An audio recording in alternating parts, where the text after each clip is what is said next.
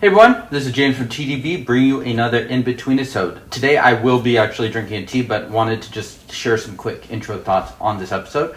So one thing that I have been doing, of course I don't sample nearly as prolifically as I did maybe 10 years ago, but I do like to sample teas now and then too, and it's always fun to go through a certain theme. That way you can sort of figure out which teas stand out. Doesn't mean I'm necessarily side-by-siding everything, but even when you have a tea Tuesday and then you have another tea from that same sample, presumably it's like a similar category of tea on Wednesday, it's a pretty good comparison too. So this one is actually from Tea Encounter, the Zhensilong samples that Tiago was nice enough to send our way. He sent a bunch of different ones. He sent some that are younger, sent some that are more semi-aged, such as this one. This one I believe was stored in Jinghong for some amount of time, or Xishuangbana, and then the other one, it's stored in more drier conditions otherwise. And I would say this definitely still qualifies as a fairly dry aged tea. It's just starting to get those sort of semi-aged characteristics. And it's no secret that I do like Yiwus teas. It's been well covered in the course of many different in-betweenisodes as well as episodes. It's definitely one of the most common types of raw pu'er that Danny and I are bringing onto the show because we are both a fan of it. But I wanted to highlight this one just because I think it stood out amongst a few samples. How did it end up standing out? Well, I tried this tea a lot of different ways. I had it kind of in a solo session, similar to what I will be doing today. I had it on an actual episode with Denny, as I did a few months ago. And perhaps most notably, I had this with a friend. And I ended up comparing this tea versus the 2014, I believe, Dingjia, which was also featured on an episode. And, when you're doing those side-by-side comparisons especially, the differences and the contrast between the tea are really going to stand out. On the surface level, these teas should be very similar. And I think if I had them even on separate days, like a Tuesday and a Wednesday, they would be very similar.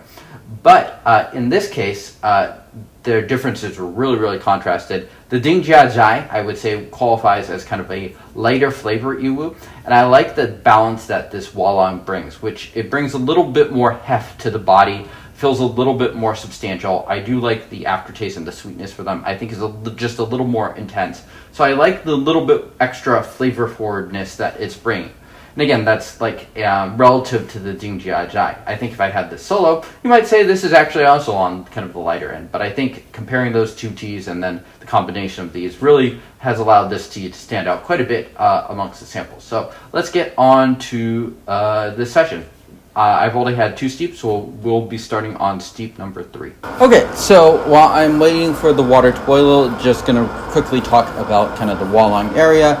It's usually associated with Manjuan. I believe it's a specific village within that greater area. Manjuan, one of the 6 famous tea mountains, which are usually associated with the Yiwus area. I would say Manjuan, and maybe consistent with my experiences with this tea, does tend to have a little bit more of a straightforward profile too.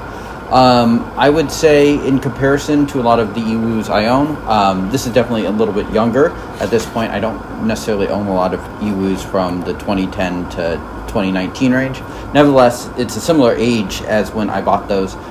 This tea, I would say, is comparatively a little more dry stored than those teas, but I do like the quality quite a bit.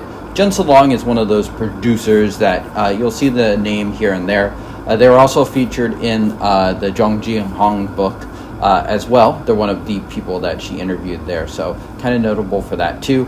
My understanding of them is that they have a fairly decent reputation kind of in that area and press quite a lot of teas from kind of that greater Yiwus area.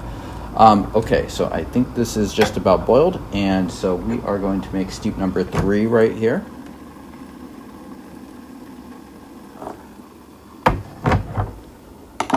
It's been maybe an hour and a half since I had the first couple steeps.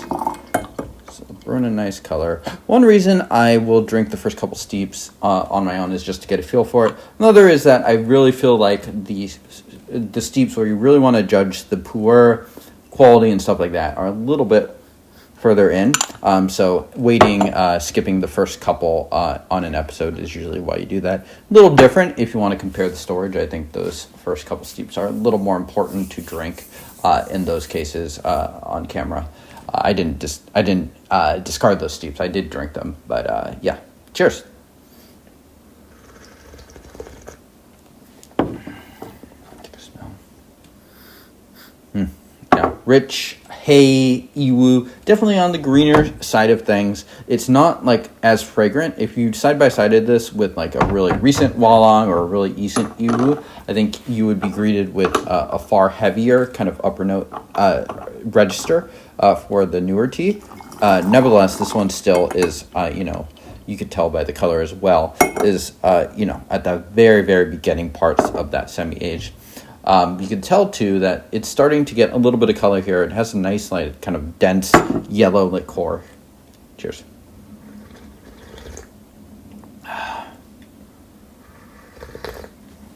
Nice body, good oiliness, and I'd say that's what stands out for this tea, especially. It just feels a little bit more substantial.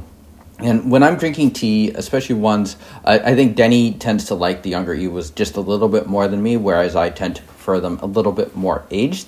For me, at least, this tea would be one that I would probably store for another 10 years or so.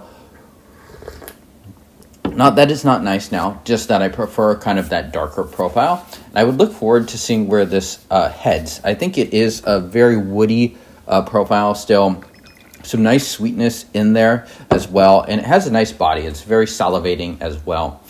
So here is steep number 4. Going to let that cool down for just a second. And I do tend to go a little bit faster than I would otherwise just on this episode, just to, keep things moving along and have a little bit more content to cover. So going to make steep 5 here. Probably just going to be doing these 3 on camera. I do think this is a really solid tea.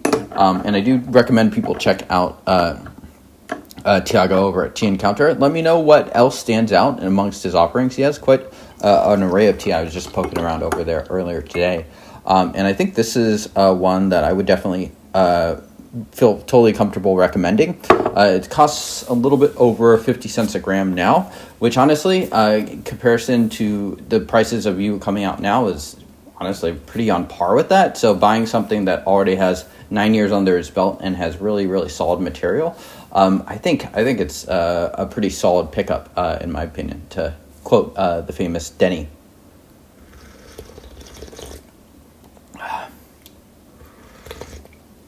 Okay, this one's a little stronger. You can feel it developing a bit of astringency. That little bite to it makes me think that this tea does have a fair amount to grow. And then it's kind of followed up with more of that hay sugarcane that we're getting in steep number 3. I would say the first couple steeps were a little less heavy and a little on the sugary end of things.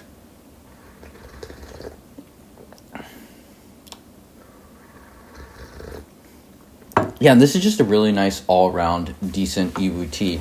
I don't know that it stands out like in one particular way. It's just everything, kind of the balance of it, the strength of it and stuff is very created to make something that I think is a really, really decent tea. So shout outs to Tiago, Tea Encounter, as well as the folks over at Zhensilong, who did good work on this production for sure. Okay, and steep number 5. I would think that this tea would have some pretty nice legs under it. Using my standard parameters, about 5 grams per 75 milliliters here. Nice olive green color to these leaves too. Yiwus teas tend to have a little bit more stemmy material. You can sort of see that here too.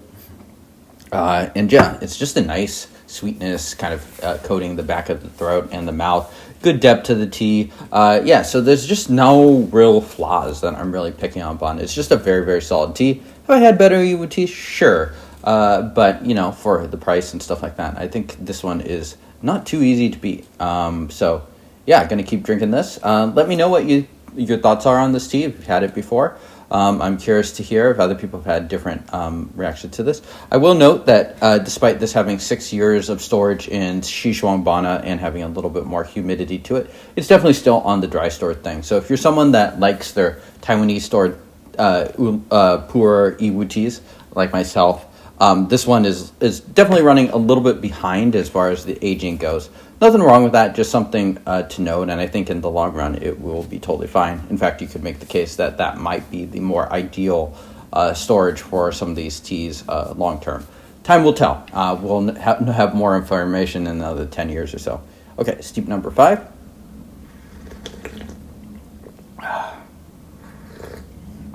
Yep, so even stronger. really nice woodiness coming in. I think the woodiness is kind of hinting at what's to come for this tea in future years, and just has a nice strength to it as well. Hinting at maybe a little bit of stone fruit sweetness as well, but it's kind of paired with the astringency that does develop into that sweetness too.